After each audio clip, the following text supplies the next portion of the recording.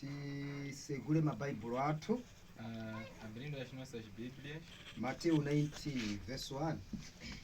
Mateus 19, 1. Yesu atasiriza kunena zinthu zimenezi, anachoka ku Galileya ndi kupita ku chigawo cha Yudeya, mbali ya mtsinje wa Yorodani. Magulu a anthu anamusatira iye, ndipo iwo anachiritsidwa omwepo. Afarisi ena anabwera kwa iye nkuzamufunsa. Anamufunsa iye nati, kodi nkololedwa nkuti mwamuna amuleke mkazi wake pa chifukwa china chilichonse? Iye anayankha kuti, kodi simunawerenge kuti pachiyambi Mulungu analenga iwo mwamuna ndi mkazi, ndipo anati pa chifukwa ichi mwamuna azasiya abambo ake ndi amayi ake naphatikana ndi mkazi wake, ndipo awiriwo azakhala thupi limodzi.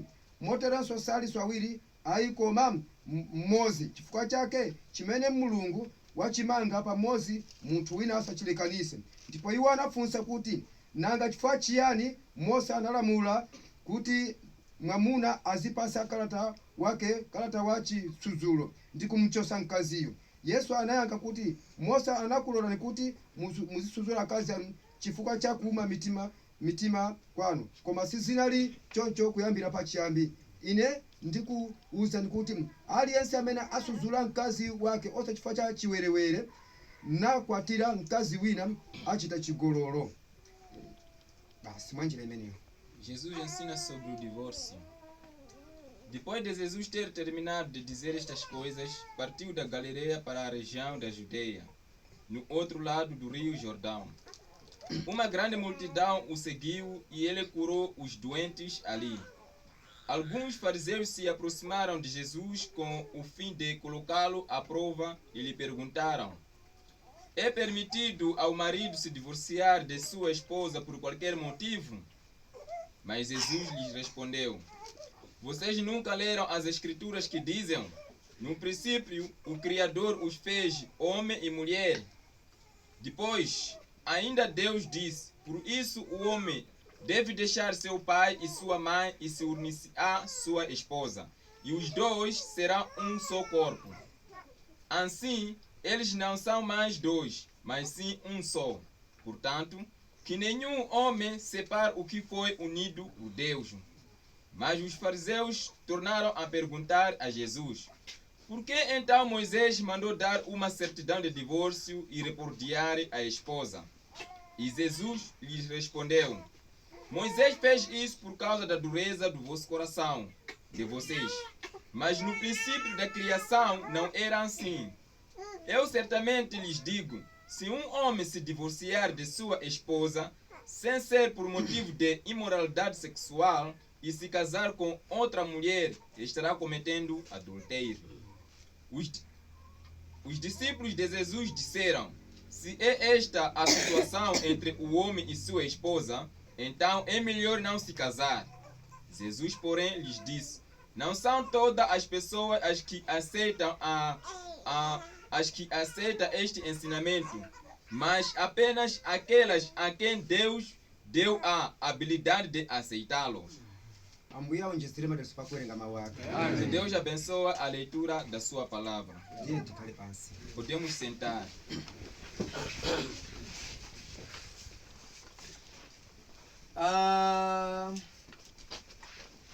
Tikuyamika Mulungu. Louvamos a Deus. Chifukwa kuti tili ndi mafunso ndi mayankho pa chikwati mchilekano. Porque temos a pergunta e resposta sobre casamento e divórcio. Imeneyi tikuitcha part 1.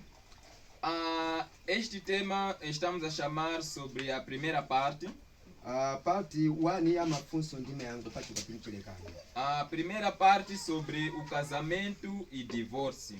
Imene ya mafunso a chikwati mchilekano. Sobre casamento e divórcio. Kotero panopa tikuyamba ndi kufunsa uku. Agora estamos já começando com as perguntas. Monga so anthu anabwera kwa Yesu. como as pessoas vieram a Jesus napereka mafunso awo chifukwa cha kulekana kwa mwamuna ndi mkazi, e perguntaram acerca de divórcio, kwa Ambuye Yesu anawayankha iwo. e Senhor Jesus respondeu a eles. Talalikira kale chikwati ndi chilekano, E nós já pregamos sobre o casamento e divórcio. talalikira part 1, Já pregamos a primeira parte talalikiranso part 2, e também a segunda parte. talalikiranso part 3. E pregamos também a terceira parte. Ndiye izo zambiri zili kumeneko, Há muitas coisas estão lá. koma panopa tikufuna kuyankha pa mafunso amene abale athu anapereka mafunso. E aqui queremos responder sobre as perguntas que os nossos irmãos nos perguntaram. Mwachisomo cha Mulungu tinalandira funso lochokera kwa abale wathu E pela graça de Deus recebi uma pergunta vindo de um irmão, amene anatikhala ndi vumbuluso la kupereka funsolo. aquele que teve a revelação de ter uma pergunta. Mafunso ndi oyankhidwa kale, Essas perguntas já foram respondidas, koma panopa ndizingowerenga zoyankhidwazo. mas somente quero ler aquilo que foi respondida, Chifukwa zoyankhidwazo zena kuti zikhale zolembedwa. porque as respostas devem seguir as escrituras. Chifukwa izo ndizofunikira kuti ziyankhidwe motero. Isso é preciso ser respondido desta forma. Ndichifukwa yake mafunso ndi mayankho mukapereka funso ziperekedwa siku lisanafike. É por isso, sobre as perguntas, deve-se entregar a pergunta antes do dia chegar. Chifukwa ndi funso Porque é uma pergunta likuyenera kuyankhidwa molingana ndi funsolo. deve ser respondida de acordo com a pergunta. Tikudziwa kuti awa ndi mawu a Mulungu, Sabemos de que esta é a palavra de Deus, koma Mulungu ali kumwamba. mas Deus está em cima. Ndiye vuto ife tikufunsa munthu, Problema, nós estamos a perguntar o homem. ndiye munthu yana kuti akafunsenso E também este homem deve perguntar também. za zija zimene munandipasa zija ndi anthu ana kufunsa izi, ndiye kuti bwa Aquilo que me deste, as pessoas estão me perguntando assim, agora o que farei? ndiye iye apereka kuyankha. E ele vai me dar a resposta. Ndiye apa ife tapeza funso number 1, E nós aqui achamos a primeira pergunta, limene tikuphunzira kuchokera kwa m'bale wathu Josiah. que recebemos a partir do nosso irmão Josias. M'bale wathu Josiah O irmão Josias, wapereka funso ili. ele perguntou assim: Okondedwa m'bale Samuel, amado irmão Samuel, ine ndinakwatira mkazi wanga woyamba anapita, eu casei a minha primeira esposa e foi embora. ndipo mkaziso wachiwirinso anapita. E a segunda também foi embora. Kodi m'bale ine ndikamasonkhana kodi ine ndizapulumuka? E se eu ir congregar, será que serei salvo? M'bale Josiah amafunsa funsolo O irmão Josias perguntava esta pergunta malinga ndi chikwati ndi chilekano, de acordo com o casamento e divórcio. malinga ndi kuti pakati pa anthu oyera anthu anena kuti akhale oyeresesa, No meio dos santos devem existir os santíssimos. malinga ndi mmene zililimu. Como as coisas são, Ndinakwatira mkazi woyamba anapita kwawo, casei a primeira esposa, foi embora. ndipo mkazi wachiwirinso anapita kwawo. E também a segunda esposa foi embora. Sono mmene zililimu E com a situação como está, ndikamapitirirabe kumasonkhanabe, continuando a adorar, ine ndizapulumuka? eu serei salvo. Ndiye pakusoweka kuti khandi yankho. Agora precisamos uma resposta. Ndiye yankho likubwera motere: E a resposta está assim: inde m'bale wanga okondedwa. sim, meu amado irmão, M'bale wanga okondedwa Josiah, muzapulumuka. serás salvo Muzapulumuka bolani mukamakwaniritsa mawu onse, koma akanakhala ngati ine ndikanakhala choncho mbeta osakwatiranso. sim, você será salvo desde que cumpra toda a palavra de Deus. Se fosse eu, poderia estar assim, solteiro, sem se casar mais. Koma chifukwa cha chigololo za dziko lapansi, Por causa da prostituição deste mundo, muzakonza kukwatiranso. é permitido casar novamente. Malingana ndi 1 Korinto chapter 7 verse 9, De acordo com 1 Coríntios 7, versículo 9. Mbali amene apeza bukulo akhoza kutiwerengera. O irmão que achou o capítulo pode ler. 9. Verse 9. Mas se não tiver domínio sobre o seu corpo, então que se casem, pois é melhor casar-se do que viver desesperado de paixão. Baibulo likulankhula kuti werenganiso nchichewa ngati muli nacho apopo. A Bíblia fala assim. Mukhoza kuwerenga chimenecho. Pode ler este. Palibe vuto. Tichimvesesa. Não há problema. Entenderemos. 1 Corinthians 7 verse 9. 9.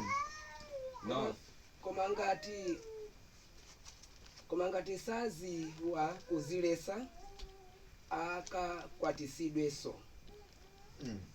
Pakuti kwa bwino kukwatira kuposa kutenteka kwa mtima. Auri ndi chifukwa cha chimenecho Diz que por causa disto, funso la mbale Yosayayo a pergunta do irmão Josias, yankhondera kuti iye azapulumuka. a resposta é de que ele será salvo. Koma funso limabwera chifukwa chakuti akuyang'ana za ungwiro. A pergunta vem, ele está reparando as coisas da santidade. Akhala bwanji Como ele viverá? chifukwa iye ndi munthu. Porque ele é ser humano. Ndiye yankholo likubwera direct kwa iye pa zinthu ziwiri pa nthawi imodzi. A pergunta vem diretamente a ele sobre duas ocasiões. Azapulumuka. Ele será salvo. Bora ngati akukhala ndendende ndi mawu a Mulungu. Se ele viver dignamente com a palavra de Deus. Koma akanakhala ine Se fosse eu, sindikanakwatiranso. não casarei mais. Ndikanangoyembekezera mpaka na wonse watamwalira. Esperarei que todos que moram Ine ndikwatirenso kuti ndipitire kukhala wangwiro kwambiri. e eu casar novamente poderia ser muito santo. Koma ngati simukwanisa kupirira Se não conseguir aguentar, chifukwa chakuti anangochoka ndi osakhulupirira anangochoka okha. porque aqueles que saíram eram descrentes, não acreditam, saíram Inu sozinhos, simukukwanisanso kupirira. e você não consegue aguentar Ndiye mukwatirenso. que possa casar. Ndi kwabwino nikukwatira É bom casar kuposera kuti muzikhala mukutenda mtima kumafuna mkazi koma mkazi kusamamuona. do que sentir paixões com as mulheres e não achar nenhuma mulher. Mwaona? Viram? Koma mukakwatiranso Se casarem, inu muzakhala ndi chilema. você terá uma mancha. Choncho ndinu mpingo. Assim enche a igreja. Ndipo inu muzapulumuka. Você será salvo. Malingana ndi 1 Korinto chapter 7 verse 8. De acordo com 1 Coríntios 7, versículo 8. Mweyonso O mesmo. wemunawerenga 9 kumawerenga ni 8. Você leu 9, agora leia 8. Koma ndinena kwa inu osakwatira koma ndinena kwa inu osakwatira ndi kwabwino kusakwatira kazi. Agora, sobre os solteiros e as viúvas, eu digo isto. É melhor que eles permaneçam sem se casar, assim como eu. Tikuyankha kwa anthu amene asanakwatire ngati mbale Josayayo. Estamos a responder para as pessoas solteiros como o irmão Josias. Amene akazi awa tawa. Os que foram fugidos pelas mulheres. Mulungu akuyankha direct kwa mtumwi Paulo. E Deus está respondendo diretamente ao apóstolo Paulo. Kwa inenso mzimu era unabwera chomwe chonso. Da mesma forma, o Espírito Santo dirigiu-se a mim da mesma forma. Mukayang'ana kuyankha kwa mafunsowo sizinatengera kuyamba kuwerenga choyamba ndi kuyankha kenaka kukhala ndi malemba. É por isso que vocês estão vendo, a resposta não depende das escrituras ou ler, mas primeiro respondo e depois lanço as escrituras. Ndiye pamenepo kuti chifukwa cha anthu osakwatira. Aí os solteiros, Ndiye amene anthu amuna awo kapena akazi awo anamwalira. As esposas ou os maridos morreram. Zikanakhala bwino akhale choncho osakwatira. Era bom viver desta forma sem casar mais. Achita bwino kwambiri. Isso poderá fazer muito bem. ndiye mukapita chapter verse 9 Indo no versículo 9, mukachoka 8 mupita 9 iyo saindo no 8, vem 9. poti simukwanisa kupirira Como vocês não aguentam, kwatirani casem. titomva Entendemos? kwatirani mbale Casa, irmão. koma mukhala mpingo Mas será a igreja. mukhala ndi chilema Você terá uma mancha. koma kuti musakhale ndi chilema Para não ter mancha, munayenera kukhala choncho osakwatira você poderá viver assim sem se casar. kusankha kukhala mdzanja lanu A escolha está sobre suas mãos. mwachisomo cha mulungu ndiko kuyankha kwa funso lanu mbale Josias. Pela graça de Deus, esta é a resposta sobre a sua pergunta, irmão Josias. tsono ilo libweranso funso namba 2 Agora é a segunda pergunta. funso la mbale wathu Rauli. A pergunta do nosso irmão Raul. mbale Rauli akufunsa kuti kodi mmene zililimu ine ndi mkazi wanga Ele pergunta como eu estou com a minha esposa. malingana ndi chifukwa cha chikwati ndi chilekano ichi De acordo com o casamento e divórcio. kodi ine ndingakhale chonchibe kapena ine ndizakwatisidwanso É de estar assim ou é de casar novamente? malinga kuti kukwatira kwathuko kuyambira konse koyambako zimaoneka kuti zinali zosalongosoka Como sobre o nosso casamento no princípio não estava na linha. kodi zikhala bwanji Como isso será? ndikhala choncho kapena ndizalumikizidwanso Ficarei assim ou serei unido novamente? kantenge buku la chikwani chilekano kuseriko Vai levar o livro de casamento e divórcio aí atrás. sopano pano pakufuna kuti papezeka yankho la mbaleyo Agora é preciso achar a resposta desse irmão. ayi mbale inu mwakwatira kale Não, irmão, já casou. chifukwa Porque cha Genesis 2 verse 21 22 23 ndi 24 em Gênesis 2, 21, 22 e 23. basi ndivatire mene iyapanga afoni mbalina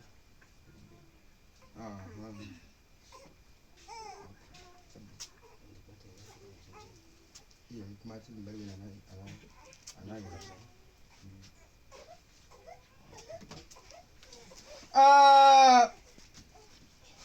ilo ni funso namba 2 Esta é a segunda pergunta. ndipo tikuziva kuti ayi mbale wathu inu simulumikizidwanso Não, meu irmão, você não será mais unido. chifukwa mwalumikizidwa kale Porque já foi unido. chifukwa Porque cha Genesis 2 Gênesis 2, 21 22 23 ndi 24 verse 21, 22 e 23 versículo. tiye tikapeze pamenepo Vamos achar aí.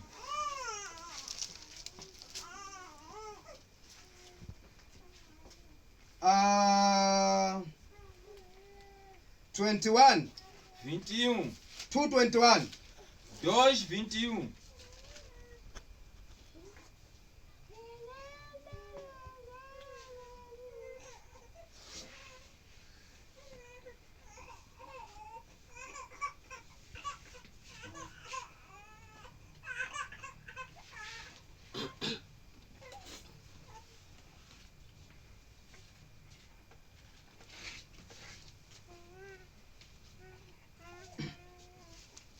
Twenty-one. 21. Sono Yehova Mulungu anamugoneka tulo uja tulo tofanato ali mtulo chomwecho Mulungu anachosa imozi mwa ntiti zake ndi kuseka pa malopo ndi nofu motero Yehova Mulungu anapanga mkazi ndi ntiti ija imene anayitenga kwa munthu uja na bwera naye kwa iye munthu uja anati uyu ndiye fupa lochokera kufupa mafupa anga ndi mnofu wochokera ku mnofu wanga adzatchedwa mkazi popeza wachokera mwa mwamuna chifukwa chake mwamuna adzasiya abambo ake ndi amayi ake nakaphatikana ndi mkazi wake ndipo awiriwo amakhala thupi limodzi. 21. Então o Senhor Deus fez o homem cair num sono profundo. Enquanto ele dormia, tirou uma das costelas de Adão e fechou o lugar com carne.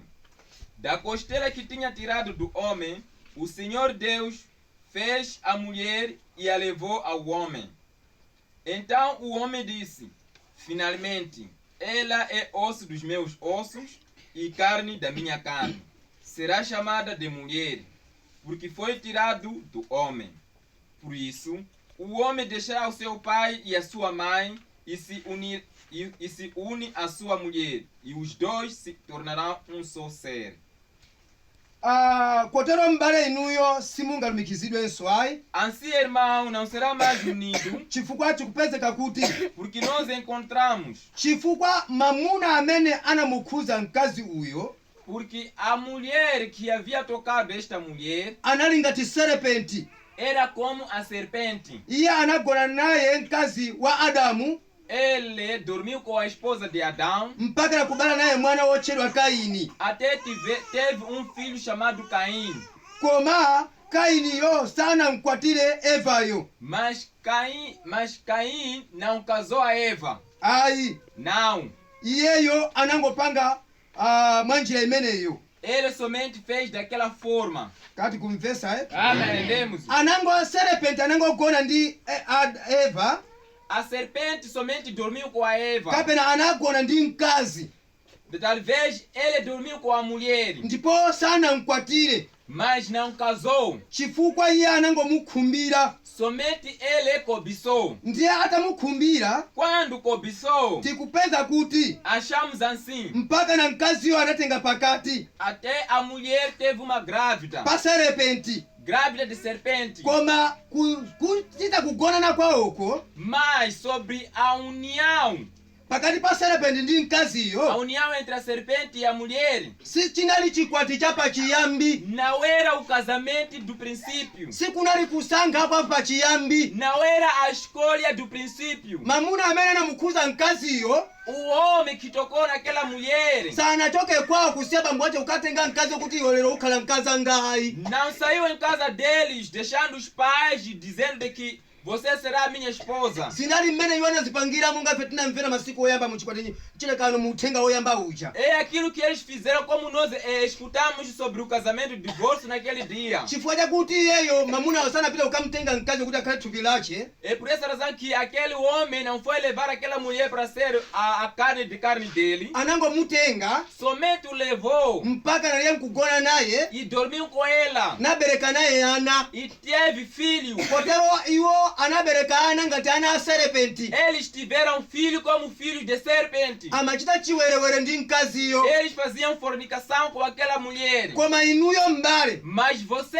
irmão, ndinu mwini wa mkaziyo. és dono da mulher. Chifukwa kusankha kwanu kunali kolinga ndi mawu a Mulungu. Porque a sua escolha era de acordo com a palavra de Deus. Chifukwa cha chimenecho Por esta razão, Mulungu achitira umboni zimenezo. Deus testificará isto. Simuzalumikizidwanso ayi. Não serás mais unido. Kulumikizidwa kumene chimunachita inu koyamba Aquela primeira união que fizeram kunali kovomerezeka. era aceitável. Zinalinso chimozimozi. Era também da mesma forma. Adamu mkazi atachita chiwerewere Quando Adão, a sua esposa, fez a fornicação, atagona ndi serepenti. quando dormiu com a serpente, Baibulo likwene kuti a Bíblia diz assim: Adamu anamuziwanso mkazi wace. Adão também conheceu a sua mulher. Tanthauza kuti anamutenganso kukhala mkazi ace. Isso quer dizer que levou também a mulher para ser a sua mulher. Anapitiriza kumabereka naye ana. E continuaram dando filhos. Ndichifukwa cha chimenecho E por esta razão, akazi tikapeza atachita chiwerewere achando mulher fazendo fornicação, akalapa amakhala angwiro kuchimula chiwerewerero. quando confessar, elas são santificadas com o pecado de fornicação. Ndikula kuti mkazi yosana kubisireni ayi. E eu creio que a mulher não te escondeu. Anakuwuzani bwinobwino Te disse muito bem kuti ndabereka ana ndi mamuna wachiwere wachigololo kapena wachiwerewere. de que eu nasci filho com um homem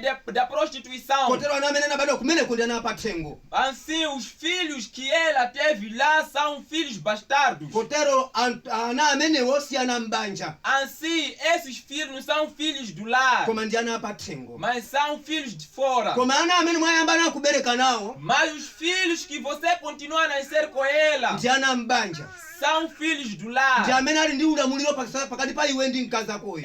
São eles que têm autoridade entre Amém. você e sua esposa. Amenewo ndi ana anu olondola. Esses são vossos filhos dignos. Umo ndi mmene zakhalira. É assim como são. Ambuye akudaliseni. Deus te abençoe. Kotero funso namba 2 kuyankha kwake nkomweko. Assim, a segunda pergunta, esta é a resposta. Koma serepeti sanamukwatire ayi. Mas a serpente não casou a Eva. Monganso mamuna yo sanamukwatire mkazi yonso ayi. Como também aquele homem não casou esta mulher. Anangogona naye nkumusiya. Somente dormir e deixou. Bola anamberekesanso monganso serepeti atamberekesa anamusiya. Desde que concebeu e teve grávida um filho e depois deixou, como a serpente fez. Basi maserepeti amapanga choncho.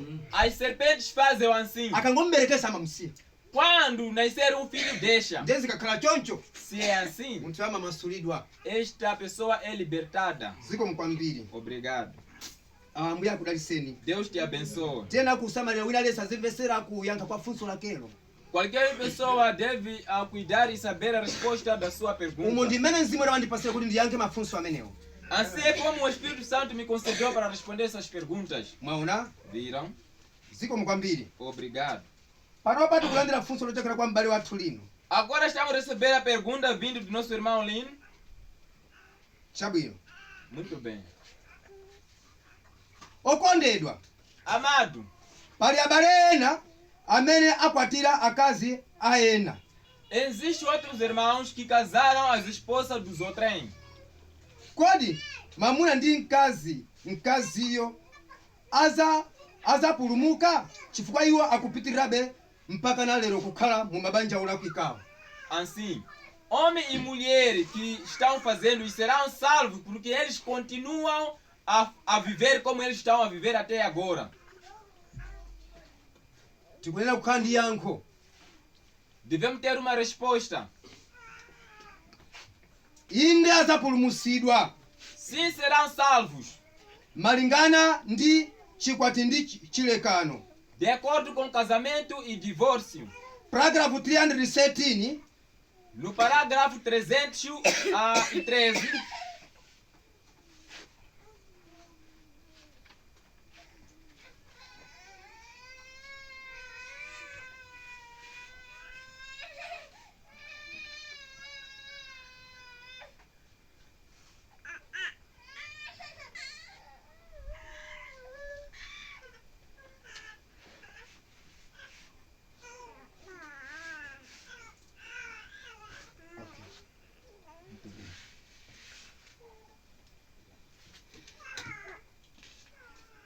sono tiyeni ku chikwati chilekano. agora vamos no casamento e divórcio.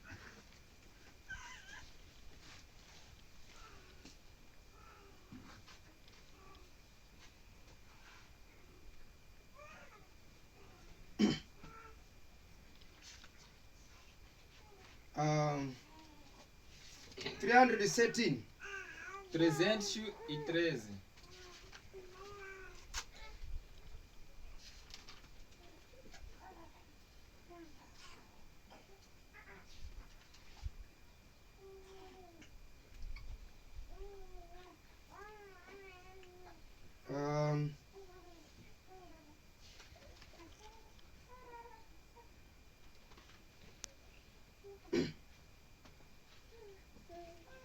so pano inu kukhulupirira ichi kuti ndichoona ndicho kukhulupirira kuti chachokera kwa Mulungu.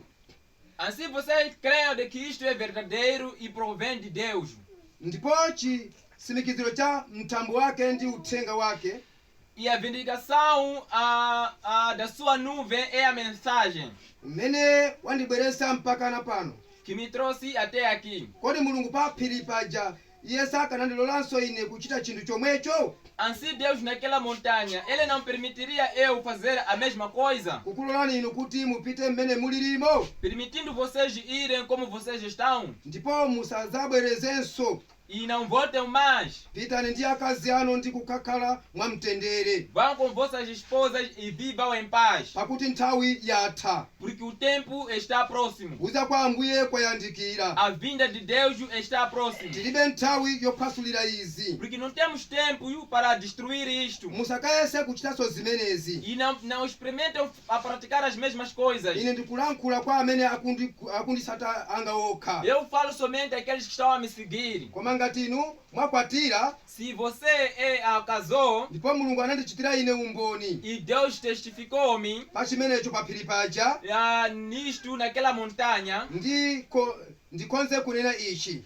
permita eu falar isto. Vumbuluso la uzimu ili Esta revelação espiritual, kusekula kwa zisindikizo ndi ziwiri. por causa da abertura dos 7 selos. Ili ndi funso la pa mawu a Mulungu. Esta é a pergunta da palavra de Deus. Kotero munthuyo anthuwo azapulumutsidwa. Assim essas pessoas serão salvos. Kati kumvesa? Amém. Azapulumutsidwa Eles serão salvos. chifukwa gulu la William Branham Porque o grupo de William Branham, iwo azapulumutsidwa, eles serão salvos. koma iwo kawo amene akhulupirira uthengawo, Mas somente aqueles que acreditam nesta mensagem, koma azapulumutsidwa chifukwa kuti azayamba kuweruzidwa. eles serão salvos primeiro entrarão no julgamento. Chifukwa umenewu ndi mpingo, Porque esta é a igreja. monga funso lathu lija Como aquela nossa pergunta la m'bale Yesaya do nosso irmão Josias, kuti iye akhala ndi chilema, de que ele terá uma mancha, kotero iye akhala mpingo, ele será uma igreja, iye azapulumuka, ele será salvo. iye azapulumuka. Ele será salvo. Ife tikupeza kuti Nós achamos assim. pali anthu amene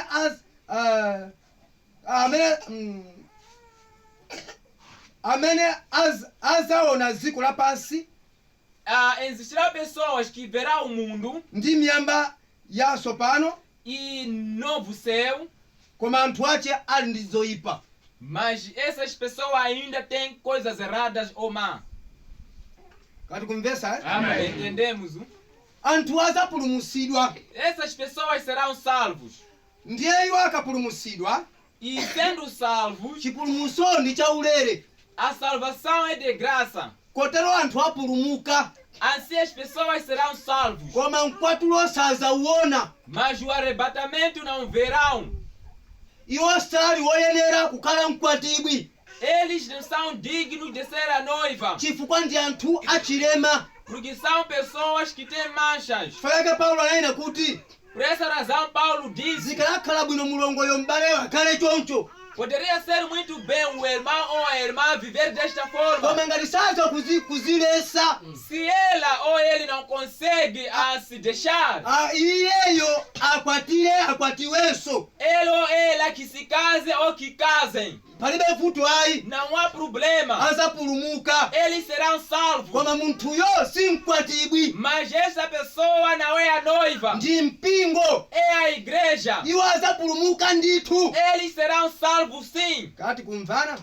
Entendemos? Anthu azapulumuka ndithu, As pessoas serão salvos. ndipo iwowo azayima pamaso pa Mulungu. E eles vão parar na presença de Deus. Zaka chikwi zikazatha, Depois do milênio passarem, Ambuye azabwera kudzakhala pa mpando wawo wachifumu. o Senhor virá sentar no seu trono do reinado. Anthu azaweruzidwa E as pessoas serão julgadas chifukwa choti anakhulupirira uthenga, por causa de acreditar na mensagem. azalekanitsidwa pamenepo. E eles serão salvos, serão separados aí. Ena amene azakhala mbuzi azaponyedwa ku Gehena, E outros que serão cabritos serão lançados no inferno. koma amene azapeza kuti iwo ndi nkhosa, Mas aqueles que serão achados que são kuti ovelhas, anakhulupiriranso uthenga, que eles já aceitaram a mensagem, koma analephera kumvera mbambande ya uthenga, mas conseguiram obedecer à plenitude da divindade da mensagem. kotero iwowo anangokhala anthu oyera chabe. Eles somente são simples santos. Mulungu azawathokoza Deus vai agradecer nawapasa moyo wosatha. e vai dar a eles a vida eterna. Koma munthu anali ndi choyipa, Mas essa pessoa tinha uma coisa errada. anakwatira ndi chilema, Ele casou com uma mancha. ndipo iye anali ndi chilema, E ele tinha uma mancha, koma anakhulupirirabe uthenga. mas creu a mensagem. Chifukwa chake Baibulo likuti É por isso a Bíblia diz: mtumiki asakhale ndi chilema.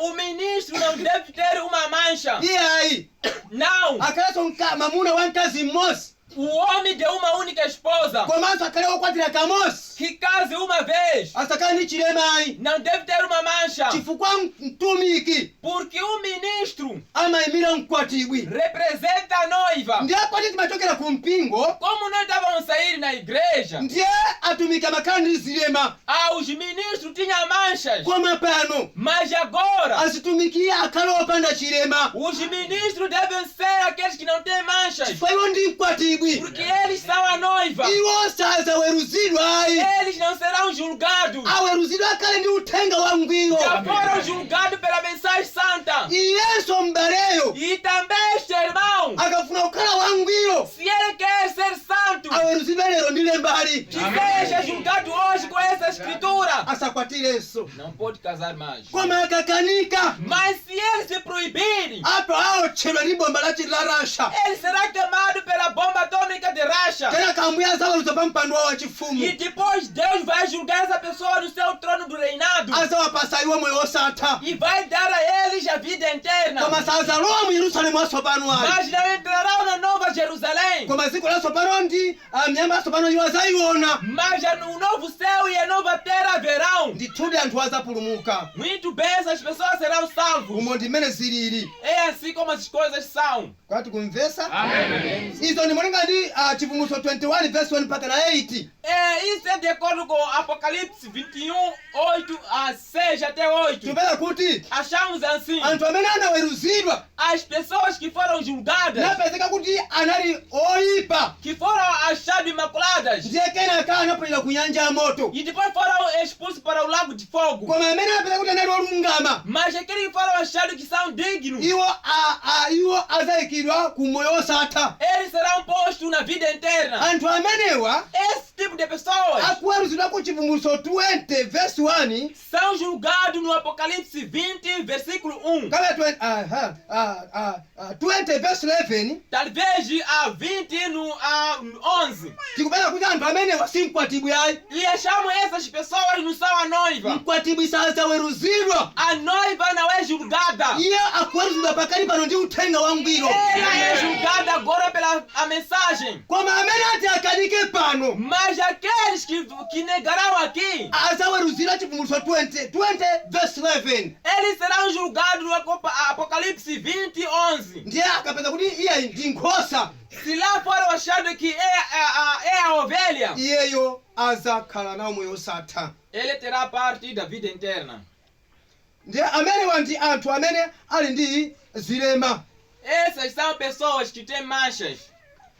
zilema zomwezo, koma iwowa anawasatira ambuye Yesu, Mas eles seguiram ao Senhor Jesus Cristo. koma Satana anawamanga ndi china chake Mas Satanás o amarrou com alguma coisa, monga izo. como aquilo. ndiye ambuye azati E Senhor dirá: ameneyo ndi mwana wanga, este é meu filho. monganso zinachitika kwa Mose. Como aconteceu com Moisés. Satana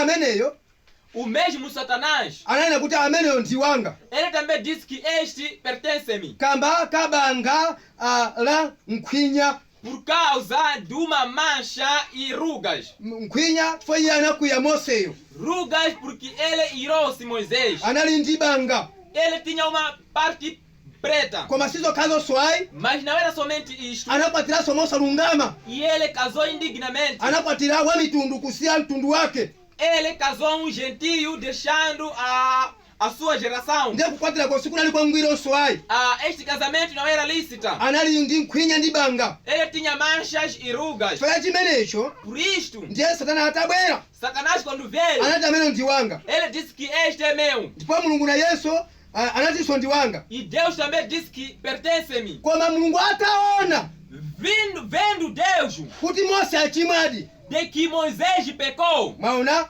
Viram?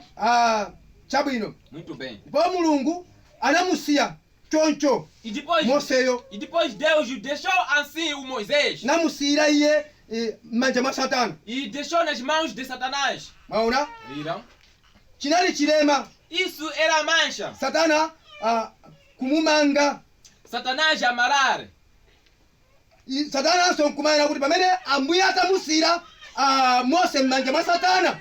E Satanás dizendo que quando Deus deixou Moisés na mão de Satanás, Chifukwa cha chilema por causa de mancha, Satana anati ndawina. e Satanás disse que eu ganhei. Ena lero Outro hoje, pamene amva uthenga olimbawu quando escutaram esta mensagem dolorosa, Satana akuwalimbisa mtima. Satanás está fortificando o coração. Ine sindingasiye mkazi anga iyayi. Eu não deixarei a minha esposa. Wakutero si mbaleyo ayi. Quem está a fazer isto não é este irmão, Koma njerekezi mwa mbaleyo. mas Satanás neste irmão. Mulungu tifuna kuphunzira mwakuya. E Deus, por causa de ensinamento profundo, Kapena ndi kuzindikira kwa mwakuya. ou não, discernimento profundo, Iye anazindikira mofulumira.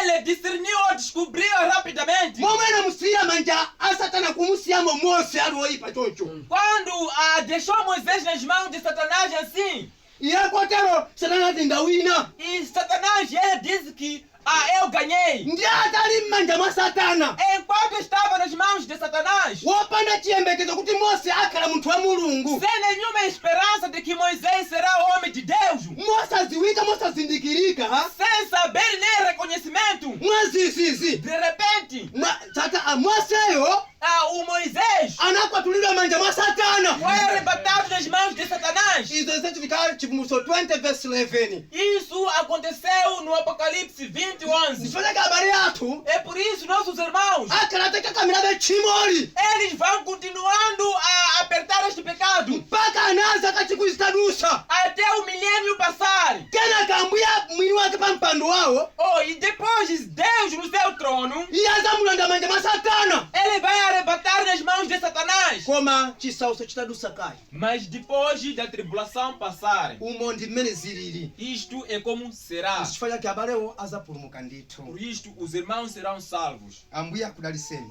Que Deus os abençoe. Mapeto ake Satana yo analuza. E na finalidade, Satanás perdeu. Mwaona Viram? vuto ili koma iwo sakhala mkwatibwi yayi.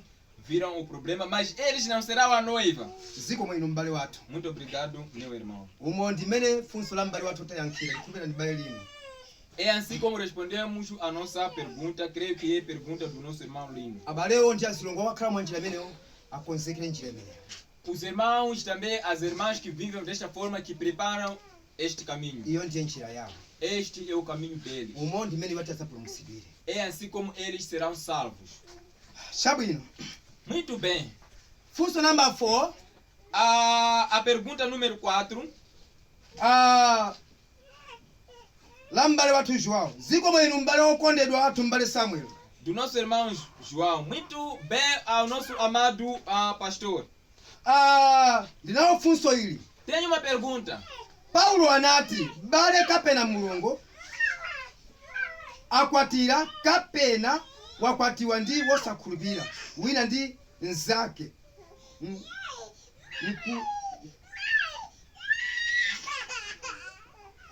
nkulolera nayo nkukhala pamodzi. Kodi izi ndi za akhristu kapena izi ndi za anthu akunja nanga iwo azapulumuka?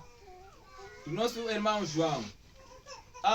Paulo diz assim, se um irmão casar descrente e eles aceitarem em viver conjunto, será que isso é do cristianismo ou é dos pagãos? Nanga anthuwo azapulumuka? E essas pessoas serão salvos Chifukwa iwo porque eles ali ndi munthu wosakhulupirira. têm uma pessoa incrédula. Komanso Ou não, anthu amenewa apulumuka. essas pessoas serão salvos.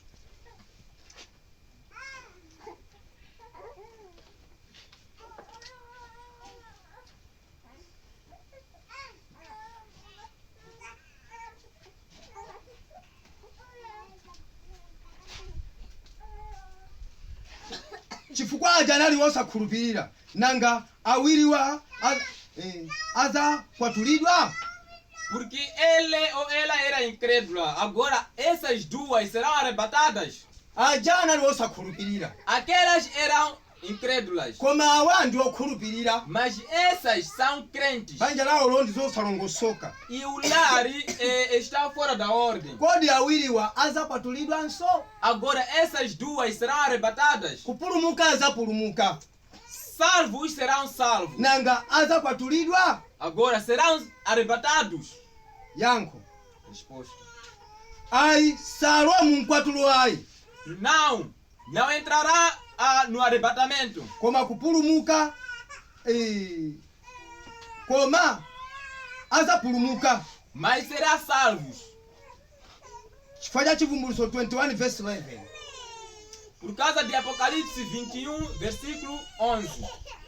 Koma kwa mkwatulo sazauona ayi chifukwa iwo awiri ndi osayeresedwa pa mulandu wa uwo. Koma ndi Mateyu 13:24-25 azapulumutsidwa chifukwa Ambuye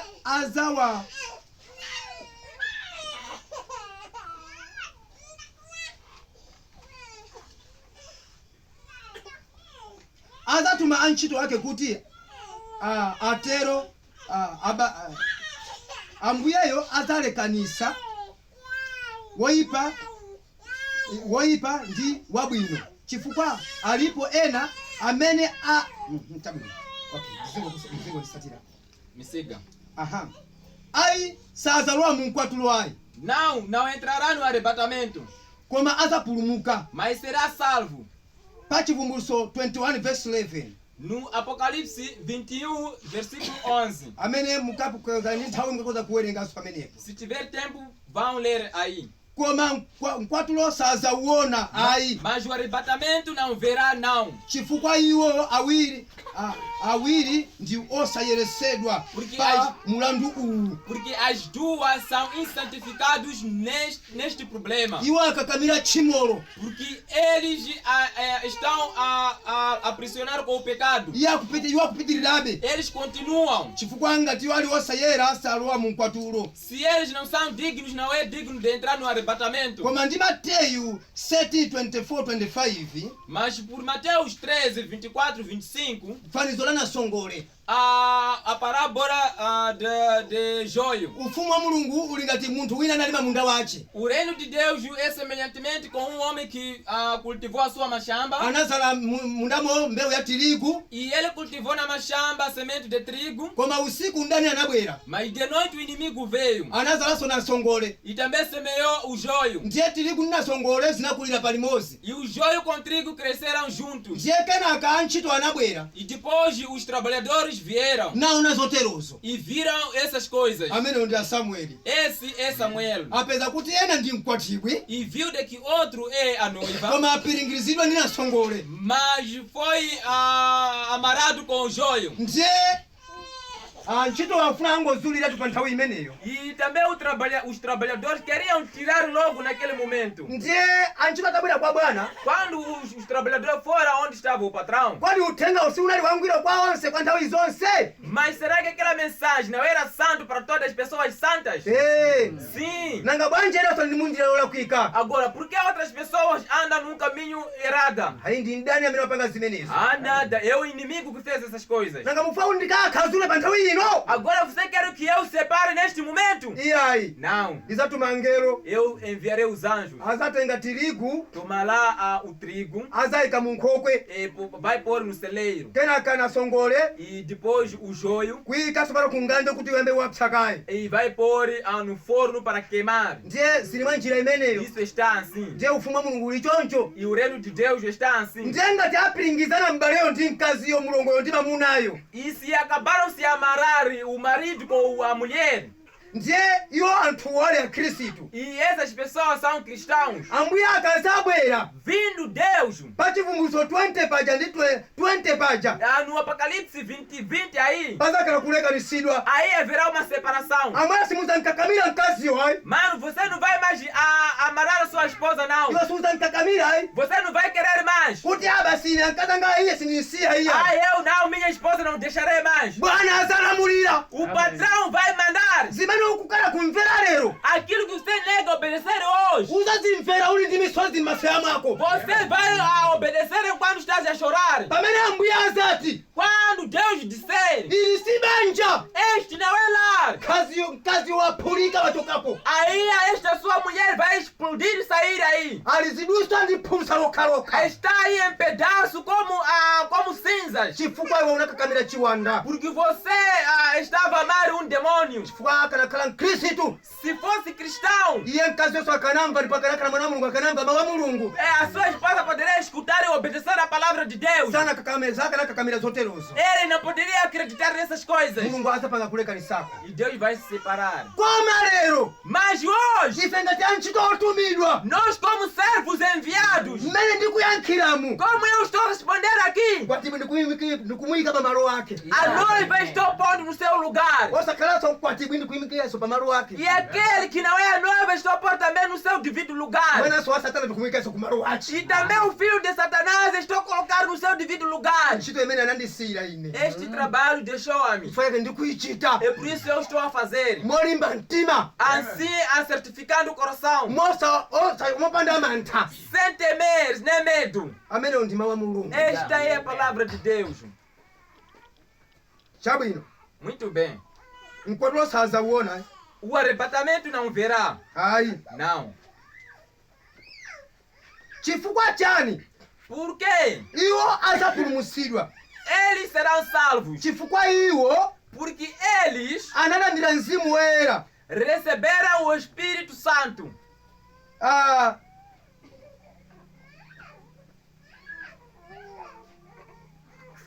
ndiye mzimu woyera E o Espírito Santo ulibe malire ayi não tem limite. monga so aebira anati Como Hebreus disse, mvula imagwera pa olungama ndi osalungama omwe a chuva cai para o justo e o injusto. wokwatiwa moyipa Aquele que foi casado indignamente, wokwatira moyipa que casou indignamente, onse ali ndi mzimu woyera todos têm o Espírito Santo. waulere Isso é de graça. mzimu woyera ndi chisindikizo O Espírito Santo é o selo. chimene chiti chisiyanise O que vai diferenciar kuti mbali anakakamira mkaziyo ndi mwana wa mulungu de que aquele irmão que estava querendo muito a sua esposa era o filho de Deus? kapena mulungu anakakamira mulungu ati chifukwa iye anali mwana wa mulungu Ou não, aquela mulher que estava pressionada com seu marido é o filho de Deus? chimene chingaonese kuti ndi mwana wa mulungu ndi mzimu woyera O que vai manifestar de que era o Espírito, era o filho de Deus é o Espírito Santo. ndi mzimu woyerawo E o Espírito Santo, pa chivumbulutso 20 no Apocalipse 20, akazangoyimirira quando se parar, adzapezeka kuti yesu alima m'bale há de se ver de que Jesus está nesse irmão.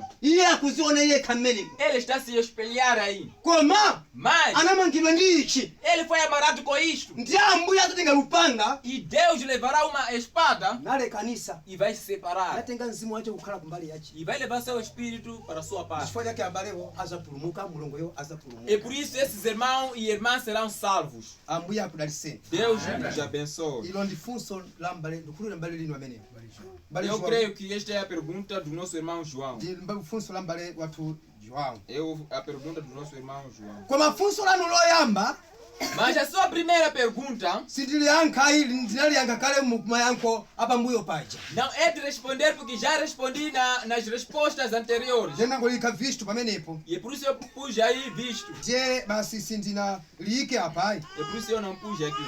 chabwino funso lamba 5 A pergunta número 5. funso la mbale so João A pergunta do nosso irmão João. okondedwa mbale Samuel Amado irmão Samuel, nanga abusa ndi azitumiki ena amene akwatira molakwika pali njira ina yokonzera izo kupatula iwo nkusiya kuti akwatulidwe para os pastores ministros que casaram erradamente, há outro mecanismo para eles deixaram isto ou não? Há uma possibilidade de eles serem raptadas? pali njira kuti akhoza kuzikonza zinthuzo Ou há um meio que eles possam acertar essas coisas? nanga iwo angakwatulidwe Ou não eles serão arrebatados? zona Verdade. yankho ndi limenelo A resposta é esta. zona verdade, kunena monenesa, falando em pleno público, pokala kuti iwo ndi chisanzo cha mpingo, sendo eles a imagem da igreja, chisanzo, a imagem, mtumiki akhale wopanda chomususa, o ministro deve ser irrepreensível. ayeneradi kusiya Ele deve deixar mkaziyo essa mulher ndi aha chabwino. muito bem. Okay.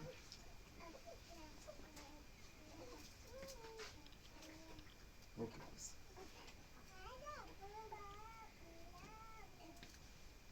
Chabwino, ngati mkaziyo ndi wachiwiri, Se esta mulher é a segunda mulher, koma funso ili zina ndizayanga padera essa pergunta outras coisas responderei particularmente. kapena mchipinda chathu, Talvez no meu quarto. koma Mas akaona yekha ele ver sozinho, bwino nasiya, bem, deixar.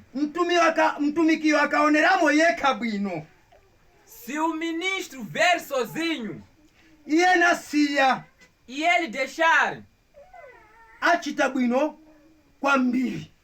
ele fez muito bem. Ngati sasiya achita bwino pang'ono, Se não deixar, fez bem pouco.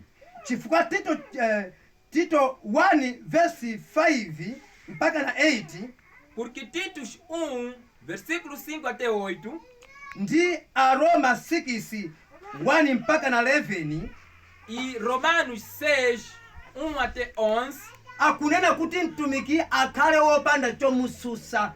dizem que o ministro deve ser irrepreensível. Ngati iwe unakwatirapo mkazi wachiwiri Se você casou uma segunda mulher, ndipo mpaka naso zikati zichitike kubereka naye mwana, se é para acontecer até você ter um filho com esta mulher, anthu akakufunsa kumati ndi mkazi anga wachiwiri namkwatira ine, se a pessoa te perguntar, você vai falar que é a minha segunda mulher que eu havia casado, koma nansiya, mas deixei. choncho amene ukhala mbusa Depois de essa ser pastor, saunamizeni ayi, não posso vos mentir. si bwino mbusa ukhala chotero kapena mdikoni ayi. Não é bom um diácono ou pastor ser assim. Mbusa mdikoni akhale wopanda chomususa, Pastor e diácono não deve ser irrepreensível. mamuna wa mkazi mmodzi O homem de uma única mulher. asakhale wa akazi awiri okwatira kawiri iyayi. Não pode ser aquele que casou duas vezes. Ndipo Paulo akuyankhula mu Aroma chapter 6 1 mpaka na 11 Paulo está a falar em Romanos 6, 1 até 11. akuti muonesese E ele diz que vejam muito bem kuti mwachoka mu chikhalidwe chakale muli chimoyo watsopano. de que saíram num caráter antigo, agora estão num caráter novo. Moyo wakale A vida antiga, anthu achilema amatumikira namakhala zibusa komanso madiko ndiye naoterowo. as pessoas com mancha ministravam, eram pastores e entre outros ofícios da igreja. Koma Mas, pano agora, poti mkwatibwe kuyikidwa pamalo ake, como a noiva é posta no seu lugar, si bwino ndindoyo kukhala chotero, não é bom esse ministro ser assim. koma za mkwatulo ayiwale, Mas para o arrebatamento que ele possa esquecer. chifukwa Porque ngati angapitirirabe se ele continuar namatumikirabe chotero ministrando assim, mkwatulo sauona. o arrebatamento não verá. Koma ngati angasiye Mas se ele deixar de ministrar iye nkumatumikiridwa e ele ser ministrado, azauona, ele verá. chifukwa Yesu azaphwanya lembayi, Porque ele não quebrará nenhuma escritura. azakhala wangwiro. Ele será santo. Koma akamatumikira Mas quando ministrar, ali ndi mwana wa mkazi wachiwiri, enquanto tem o filho da sua segunda mulher, ali ndi akazi awiriwiri anamusiyapo, tem duas mulheres e outra mulher deixou. pepani akuphwanya pangano la Mulungu, Desculpe, está a quebrar o pacto de Deus. akupitira kukhala moyo wakale. Ele continua a viver a antiga condição, com a antiga caráter. ndiye paulo mu aroma akuti iyayi zimenezo E Paulo em Romanos está a dizer que não isto. mukapita m'manyumba mukuza kukawerenga Se nas vossas casas podem ler kuyankha kwa funsoli a resposta desta pergunta, ndiye otithandizira mu baibulo ndi tito chapter 1 verse 5 mpaka na 8. o que vai me ajudar na Bíblia é Titus 1, versículo 5 até 8. komanso aroma 6:1 mpaka na 11. E também com Romanos 6, 1 até 11. ngati tauzidwa Se nós formos dito kuti khalidwe ndi loyipa de que esta condição é errada, tisapitirirenso ife kukhala mu njira yoyipayi. não podemos continuar andando numa condição errada. choncho atumikiwo asayerekeze kukhala choncho, Assim esses ministros não possam ministrar mais. koma Mas, ngati afuna kupitirirabe se eles querem ministrar, iyayi awathandizebe ambuyewo, assim que Deus os ajude. palibe vuto ayi, Não há nenhum problema. azitumikira. Que ministrem. sitauza kuti chokani iyayi, Nós não expulsamos de que saia, não. mwina mpingo Talvez a igreja, wakomeza kuti pali mmene tife tamukondera mbusa wathu iye akhoza kupitira cho ife tizayankhira. eles aceitaram de que como nós amamos esse pastor, assim nós aceitamos, responderemos isto. Palibe vuto ayi, Não há nenhum problema. abusa watumikire mwa mtima wangwiro. Assim o pastor que ministre justamente. Ife tonse tizalemekeza atumikiwa, Nós todos honraremos esses ministros. koma ambuye azayankhula pa mulandu wawo, Mas Deus fará algo sobre este tipo de problema. koma mkwatulo ayiwale. Mas o arrebatamento que esqueça.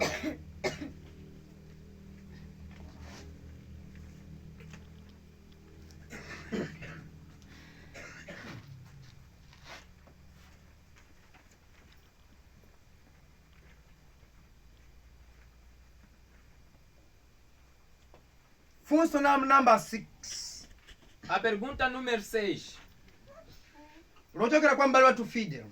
vem do nosso irmão Fidel. okondedwa inu m'bale Samueli, Amado irmão Samuel, chonde tiuzeni za anamali asanu opusa ndi asanu ochenjera. por favor, nos diga sobre as 10 virgens, 5 loucas e 5 prudentes. Kodi ndi anthu amene anakwatira molakwika? Será que são pessoas que casaram erradamente? Yankho: Resposta: zoonadi, verdade. ena mwa iwo ndi amenewo, Entre outros são essas. chifukwa Porque iwo poyamba analandira nawo mzimu woyera, eles no princípio receberam o Espírito Santo. koma pamene tafika apa E onde nós chegamos aqui, chikhulupiriro chawo chafoka, a sua fé enfraqueceu. sichikhala mwamphamvu monga mmene iwo adayambira ayi.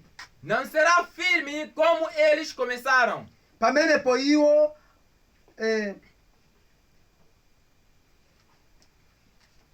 amapita iwo amapitirirabe kukhala mu tchimo limene iwo aliziwa, E eles continuam andando no pecado que eles já conhecem. koma chifukwa cha mantha Por causa de medo, azalephera kukhala moyo watsopano. Yang'ana Aroma 6 verse 7 and 11. eles desconseguirão viver uma nova condição. Repara a Romanos 6, 7. 7.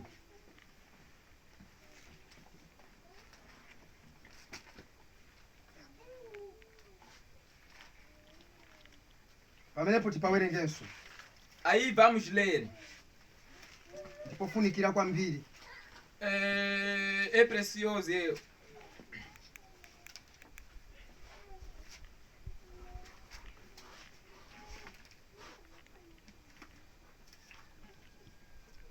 Roma 6 Romanos 6, 7. 6 7.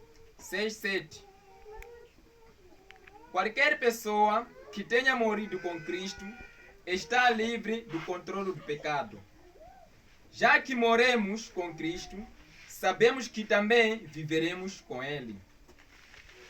Cristo ressuscitou dos mortos e não pode morrer outra vez. a morte não tem mais poder sobre ele. Quando Cristo morreu, ele morreu para destruir o poder da morte, de uma vez para sempre. Agora, ele vive uma vida nova com Cristo, com Deus. Da mesma maneira, vocês devem se considerar como mortos para o pecado, mas vivos para Deus por meio de Jesus Cristo. Portanto, não deixem que o pecado os controle em sua vida aqui na terra. Vocês não devem ser governados por aquilo que a sua natureza pecadora quer que faça. Que leia encheu aí. 6-7. 6-7.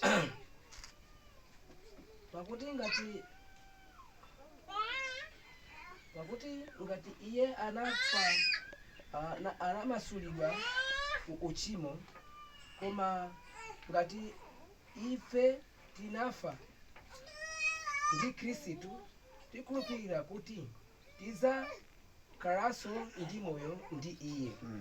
Poziwa kuti Khristu anaukitsidwa kwa ife,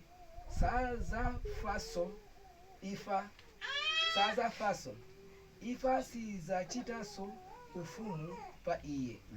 Pakuti pakufa iye atafa ku uchimo kamodzi, ndipo pakukhala iye wamoyo anakhala wamoyo kamodzinso ndi Mulungu.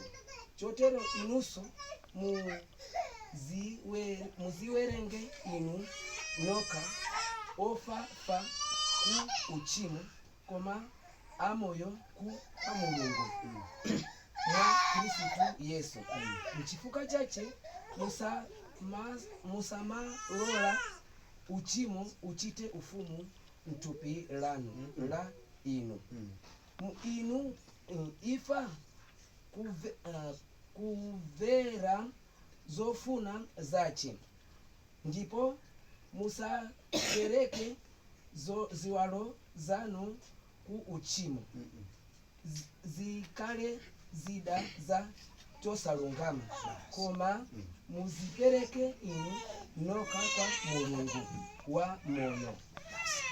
Karumvesa Entendemos? ngati inuyo Se vocês mwafa pamodzi ndi Khristu, morreram junto com Jesus, mukhala moyo wa Khristu. você viverá uma vida de Jesus Cristo. Koma pamene inu mwaona kuti mwafa ndi Khristu, E quando você viu de que morreu com Cristo, musalole kuti thupi lanunso não permita que o seu corpo, lipitirirabe kumatumikirabe chinthu cha tchimo. que vá adiante ministrando coisas pecadoras. Ngati lili banja losayera, Se é um lar indigno, ndeni thupi lanu likukhumira kuti muzipite kugwira ntchito yoyipayo, de agora é o seu corpo que ainda está cobiçado continuar a fazer essa obra. ndiye Paulo akwene kuti Paulo está a dizer assim, uonesese que veja kuti moyo wako de que a sua vida, wafa kamodzi ndi Khristu, de que morreu uma vez com Cristo, komanso usalole e não permitas kuti thupi lakolo de que o seu corpo, litumikire icho uchimo ayi. que ministra o pecado,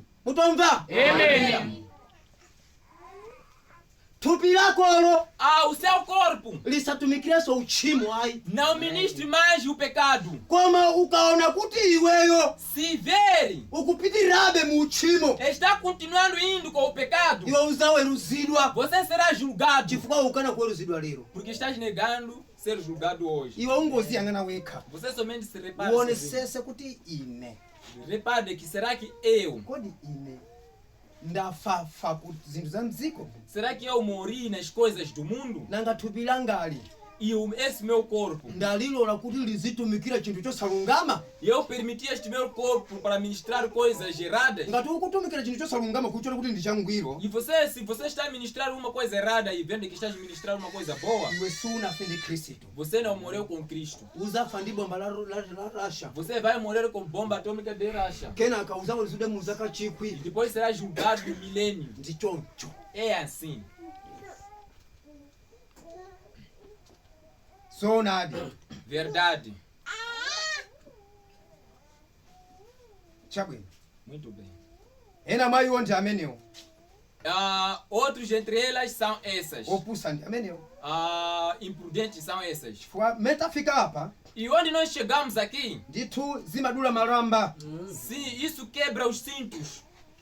zimadula malamba. Quebra os cintos. Tsopano tikupita ku funso namba 7. Agora estamos na pergunta número 7. Kodi abusa, Pastor, kodi mbusa amene anakwatirapo mkazi wochita chiwerewere kapena mdikoni apita mu mkwatulo? se pastor casou ou não diácono, uma mulher que já fornificou lá fora, será que essa pessoa entrará no rapto? Yankho Resposta. ndikupita ndi m'bale mmodzi yemweyo. Creio que eu mesmo, irmão. Inde m'bale Sim, irmão. ngati mkaziyo analapa molondola poyamba mpomwe, Se essa mulher confessou dignamente no princípio, mkaziyo komanso mamunayo azakwatulidwa a mulher e o homem serão raptados, chifukwa ayeresedwa ndi magazi a Yesu Khristu. porque foram santificados pelo sangue do Senhor Jesus Cristo. Koma mkaziyo akabisa azasala asala, Mas quando esconder a mulher, ela ficará. kapenanso mamunaso asala. Ou não, se é homem, ele também ficará. Zimenezi ndi zimene Yesu ananena. Isto é o que o Senhor Jesus disse. Pakama mmodzi azatengedwa ndipo winawo azasiyidwa. Na cama, um será levado e o outro será deixado.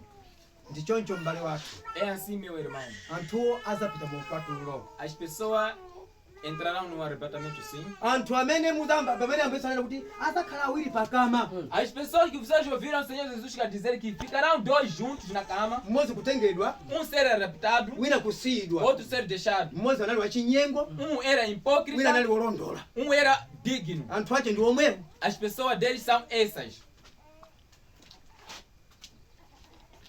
Azapita mu mkwatulo. Eles sim entrarão no rapto. Ngati onse ali mulondola, ngati anazilapa, ngati wina anabisira zache, obisayo asala. Todos vão ser arrebatados se eles confessaram dignamente. Se mentiu, esse que mentiu ficará. Koma amene asakuziwayo apita mu mkwatulo. Mas aquele que não sabe vai ir no arrebatamento.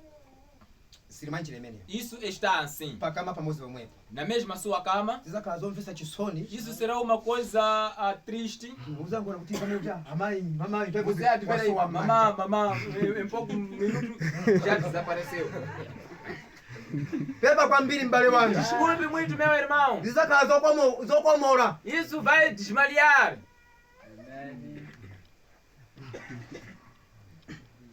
Chabwino. Muito bem. Ndiye tukandi funso namba 8. Agora a pergunta número 8. Okondedwa m'bale Samuel, Amado irmão Samuel, kodi mbusa amene akwatira mosayenera kenaka iye kuzichepesa nasiya mpingowo, kodi mbusayo azakwatulidwa?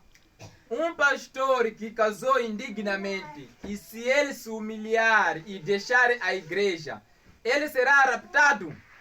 Yankho: Resposta.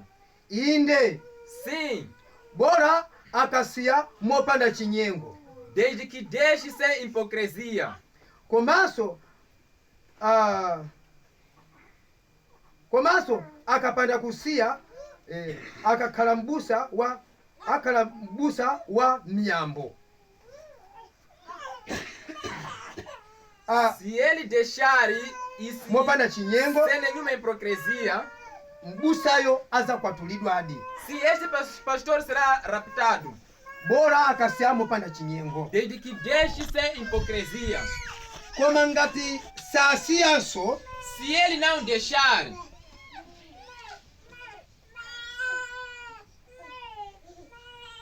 iye anapitirabe kukhala mbusa, e ele continuar a ser pastor, akhala mbusa wa miyambo, ele será pastor miyambo ya anthu akunja. será pastor das denominações.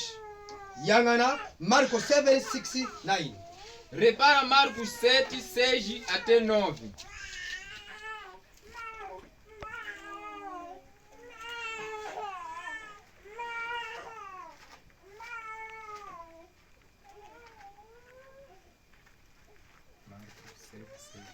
7:6 mpaka 9. Marcos 7:6. Mas Jesus lhes disse: Isaías tinha razão quando profetizou a respeito de vocês, hipócritas, quando escreveu: Este povo me honra com os seus lábios, mas o seu coração está longe de mim. O culto que eles me prestam não vale nada, pois os ensinamentos que eles ensinam são mandamentos feitos por homens. Vocês deixam de lado o mandamento de Deus e se apegam à tradição dos homens. E lhes disse ainda: Vocês são muito bons em deixar de lado os mandamentos de Deus e estabelecer os seus próprios ensinamentos. Por exemplo, Moisés diz a respeito o seu pai e a sua... Basi mukoza uliza koza Wote uliza shara. chewa mawene. ndipo iye ananena Yesaya nanenera bwino za inu. Kapena tingo kumbobwelezera tizingo masulira chichewa. Talvez retornando, eu traduzirei em Shewa. Tabwino. Mas Jesus lhes disse: Yesu anawauza kuti Isaías tinha razão quando profetizou a respeito de vocês. Yesaya anachita bwino kunena za bwino kwa inu. Hipócritas. Inu anthu achinyengo inu. Quando escreveu: Iye analemba Yesayayo. Este povo me honra com os seus lábios, Anthu awa amandipembeza ndi pakamwa pokha. mas o seu coração está longe de mim. Mitima yawo ili kutali. Stop. Titomva? Amen. Akakhala kuti anthuwa akumpembeza ndi mtima wangwiro, Se essas pessoas adoravam com santo coração, azibusa wamvera mawu amenewa. os pastores escutam esta palavra, Asitumiki amvera mawu amenewa. os ministros escutam esta palavra, Koma akakhala achinyengo, mas se são hipócritas, basi palibe njira ina. não há outro meio. Pitiriraniso. O culto que eles me prestam não vale nada, Ulaliki umene akuchitawo ulibe ntchito. pois os ensinamentos que eles ensinam Ziphunzitso zimene akuzilalikirazo são mandamentos feitos por homens. ndi zimene anthu anazikhazikitsa. Palibe vuto yakachite mabulani tiye tizingopangani zinthuzo. Não tem problema, vamos fazer essas coisas. Mwaona? Viram? Vocês deixam de lado o mandamento de Deus Koma uthenga mwaumva kale, koma mwauola kusaba mali kuti sitikwanisai. e se apega à tradição dos homens. Koma zimene anzanu anazichita chifukwa kuti chifundo mwagwirizira zimenezo. E lhes disse ainda: Ndipo anawawuzanso bwinobwino kuti Vocês são muito bons em deixar de lado os mandamentos de Deus ndipo mukuchita bwino kwambiri inu kutenga malamulo a Mulungu, uthenga wabwino kuusiya pambali e estabelecer os seus próprios ensinamentos. ndi kumawawuza anthu zimene muzikufuna mitima yanu kuti mukhutitse mimba zanu.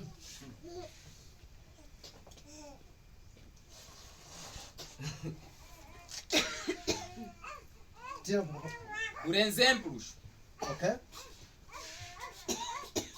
Moisés disse: Basi koza zinazikiza pompo terminamos aí. zinakomabe kwambiri. Isso não quer dizer que estava a animar muito. Tikuyankha funso la mbaleyo. Estamos a responder a pergunta desse irmão: Kodi mbusa azapita mu mkwatulo? será que o pastor irá no rápido Akasiya mkwatulo uli mdzanja lake. quando deixar de ministrar o arrebatamento está nas suas mãos? Koma akapanda kusiya, Mas se não deixar, mbusa wakhala wachipembedzo. esse pastor será denominacional. Kuphunzitsa kwanze kukakhala kopanda ntchito. O seu ensinamento não terá valor. Iye ayi. Não. Chifukwa iye aziphunzitsa atadziwa bwino choonadi kuti ndi ichi koma wachilephera. Porque ele vai ensinar enquanto já sabe a verdade que é esta e desconseguiu. Iye ndi wachinyengo. Ele é hipócrita. Ndipo wachinyengo sazalwa mu mkwatulo. Hipócrita não herdará no rápido. Ndilo yankho la m'bale wathuyo. É a resposta do nosso irmão. Zili choncho mupanda chifundo. E isto está assim sem nenhuma misericórdia. Baibulo limanena choncho. A Bíblia somente nos ensina isso. Mzimu woyera lero E também o Espírito Santo wabweretsa hoje chikwani mchilekano trouxe o casamento e divórcio chifukwa choti zeusayerazi zikhale pawo, kazi woyera zikhale pawo. para as coisas santas que ficam do lado e as coisas insantas que ficam do outro lado. Tiye zili choncho. Isto está assim. Apa pali lamulo la Ambuye Aqui há o mandamento do Senhor kuti mkwatibwi apezeke. para a noiva achar-se Wopanda mkwinya ndi wopanda banga. sem mancha nem rugas. Koma ngati angakhale mbusa otero akhoza kukhala mbusa palibe Mas vuto. se há um pastor desta forma que fica desta forma, não tem problema. palibe vuto ayi. Já, não tem problema. Funso namba 9. A pergunta número 9. Ziko mwenu mbale Samuel. Obrigado, irmão Samuel. Kodi mbale wa akazi awiri O irmão que tem 2 mulheres, azikwera kugwala msembe kumatumikira? ele pode subir no altar e ministrar. Mbale wa nkazi awiri O irmão que tem 2 mulheres, iye nkukhala sombolida talvez ele ser um líder cântico, akoza kumakayimbabe pagwala msembe kumatumikirabe? ele pode subir no altar e ainda continuar a ministrar. Yankho Resposta: ayi. não. Asabakwere kuguwa Não posso subir no altar, kuseri kwacho chinga ayi. sobre atrás da cortina do templo, Kumaponda malo omwe mbusa amaponda ayi. pisar no lugar onde o pastor pisa, não. Pamene yamatumikira ayi. Enquanto ele ministra, não. Chifukwa ndi wachilema mbaleyo. Porque este irmão tem mancha. Ndiye wachilema aliyense asayelekeze kutumikira pagwala msembe ayi. E todo aquele que tem mancha, não experimente subir no altar e ministrar, não. Koma mbaleyo Mas este irmão, akakhala ndi mphaso yoyimba, se tem dom de cantar, akonza kupasidwa mwayi kutumikira. ele pode ter a sorte de ser dada para ministrar. Koma asakwere kugwala msembe ayi. Mas não suba no púlpito, Akhale pansi pagwala msembe, que fica debaixo do altar, atumikire pomwepo. e ministre aí. Malingana ndi Levitico 21 verse 6, De acordo com Levíticos 1:26 komanso ndi Aroma 12 verse 6 ndi 8, e também Romanos 12:6 e 8, akuyankha mwa zimenezo. responde essas coisas. Akonza kumayimba Ele pode louvar ngati mbaleyo ali nayo mphasoyo. se este irmão tem esse dom. Akonza koma osati paguwa limene mbusa amaotcherapo msembe ayi. Ele pode, mas não no altar onde o pastor queima o incenso. Koma pansi chifukwa akutumikira osati kuotcha msembe ayi. Debaixo, mas ele pode ministrar o altar debaixo do altar, porque ele está a ministrar. Está a louvar, mas não está a ministrar. Koma akakhala ndikoni pamene ayimba amaotcha msembe. Se é diácono, enquanto ele está a cantar, está a queimar o incenso. Koma munthu wamba akutumikira Mas Mulungu wace simples homem está a ministrar a seu Deus mu mphaso yace. com seu dom.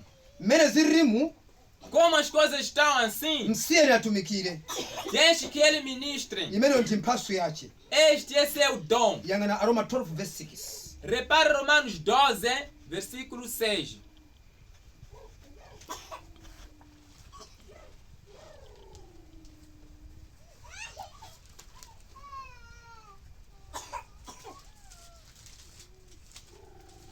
Romanos 12, 6. 6.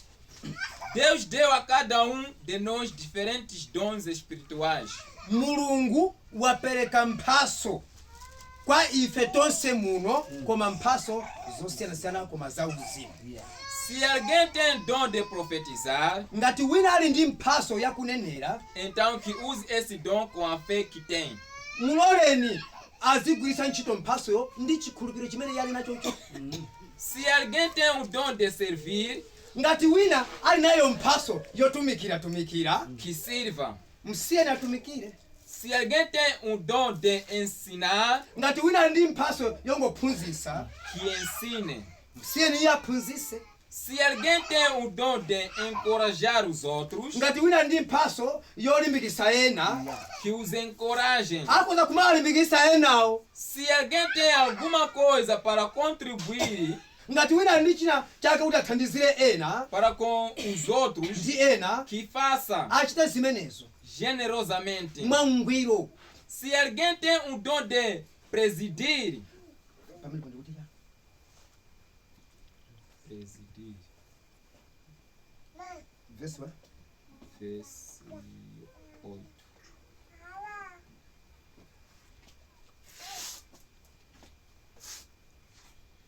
wakudandaulira odandaulira ngati wina ali nayo mpasa odandaulira osiyeni iye adandaulire. aha ngati wina ali nayo mphaso yodandaulira kisiyeni iye adandaulire que o faça com dedicação. koma azichite izo mozipereka kwa mtunthu. Se alguém tem um dom de praticar misericórdia, ngati wina ali ndi mphaso yochitira chifundo kwake kuti na chifundo iye ndi khalidwe lake ndi moyo wake, zilibe ntchito kaya ndi wa akazi awiri kaya ndi wa akazi atatu ali ndi akazi 10 anakwatirapo katatu, msiyeni iye achite ntchitoyo para com os outros, awachitire anthu ake anthu anzake, que a pratique com alegria. azichite izo mwamtendere. O amor de vocês deve ser sincero. basi chikondi chanu chikhale changwiro.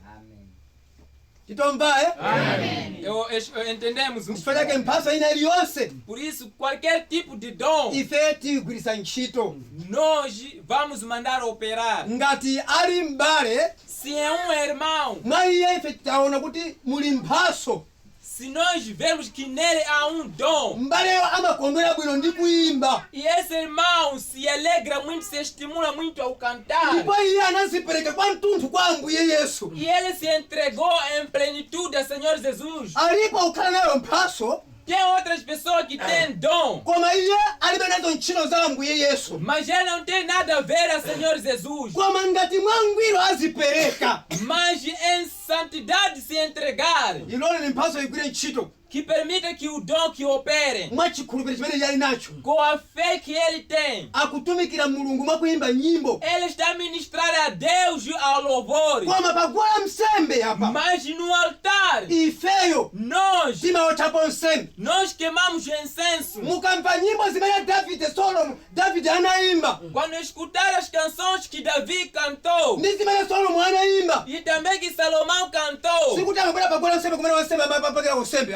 isso não quer dizer que eles vinham no altar do holocausto para fazer isto, não. amakhala ngati ukoyera mkumayimba Ele ficava como vocês estão aí e louvavam, kapena malo ake soyimbira ou não o lugar de louvor. olemba mkumalemba. E depois o escriba a escrever. ngati salati kuzoza kuti ayimba munkachisi Se ele tinha unção para louvar na igreja, monga Maria anayimba nyimbo, como Maria cantava, nyimbo yakeyo inalembedwa e aquela canção foi escrita, koma anali mkazi. mas era uma mulher. pamenepo Aí, mulole ni iye atumikire ambuye, permita ele ministrar a Deus. zinalibe ntchito kuti ndi mkazi Isso não tinha nada a ver se era mulher. anayimba nyimbo, Ele cantou, koma nyimbo inalembedwa. mas esta canção foi escrita. mzimu woyera O Espírito Santo unazanso kwa ine veio a mim também nalankhula kuti e falou assim: oterowo os tais akhoza kumtumikira mulungu wawo podem ministrar a seus deuses popembeza na adoração, iwo pamene iwo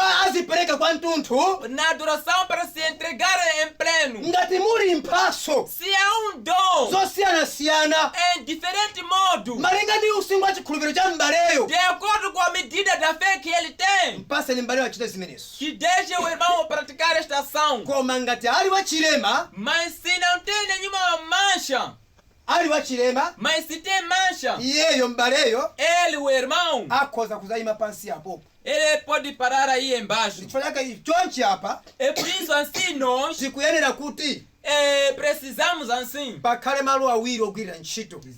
Deve-se achar 2 lugares de operação. malo awa Este lugar, oyimba nyimbo asaponde kumayimbirapo nyimbo. o líder cântico não pisa este lugar para cantar. apa pakwena kukhalanso guwa linaziyimbira nyimbo apapa. Aqui deve-se achar outro altar de louvores. titomvana? Entendemos? ilo ndi yankho la m'bale wathuyo. Esta é a resposta do nosso irmão. m'baleyo ngati ali nayo mphaso O irmão se tem dom, akhoza Pode. Koma usakale udindo wache wao kuti udindo wache yamene ndi oyimba mutali chimuno. Iya. Mas não pode ser a liderança de que ele é líder cântico desta igreja. Kukhala udindo wache mutali chi. Até ele tomar isso como um atributo na igreja. Iya. Não. Amém. Koma akakhala ndi mphaso. Mas se ter dom, Atero. faça. Akapanda mphaso. Sem dom, Akali chiti. fique em silêncio. Ambuye akudaliseni. Que Deus te abençoe. Mafunso alero atira pamenepo. As perguntas de hoje, o fim é aí. Ndipo tizankhabe mafunso ena kusatira pambuyo. Responderemos perguntas vindo lá em frente. Ambuye akudaliseni. Deus te abençoe. Tipaseni pemphero mbale João. Dê-nos oração, irmão João.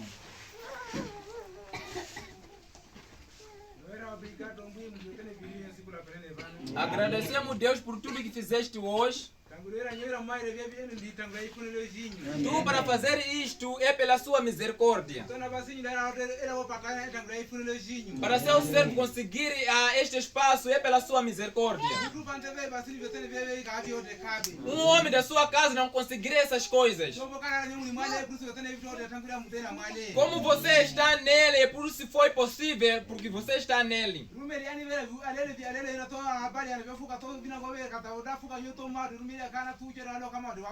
Permite as coisas que ficaram, que as pessoas que têm perguntas que possam perguntar e que possam responder. Nós queremos que aquele que tinha a pergunta agora encheu com a sua pergunta. E aquele também que vai ter a pergunta que possa sentir sossegado com a sua pergunta.